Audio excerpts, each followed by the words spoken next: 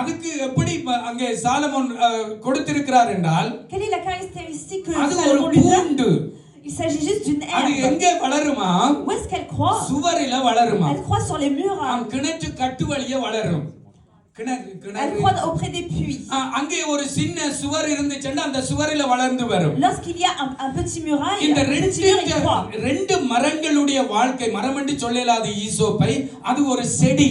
On peut pas parler d'arbre pour les hommes, il s'agit juste d'une plante. இலங்கை தமிழர்களுக்கு தெரியும். Nous les Sri Lankais on connaît. சவா புள்ள amen okay சவா Les Tamouls Sri Lankais on le connaît. Okay என்னை போல கிராமத்து மக்களுக்கு தெரியும். Nous les gens du village on le sait. காவலாய் என்கிற ஒரு செடி இருக்குது. காவலாய் தெரியாது. ஓகே காவலாய் என்ற ஒரு செடி இருக்கு. ஒரு சின்ன செடி. Une petite plante, ஒரு சின்ன செடி தான். Une très petite அது herbe. ரொம்ப பெருசு கிடையாது. Elle est pas très grande. இந்த ஈசோப்பும் அப்படித்தான். L'hysope aussi, elle est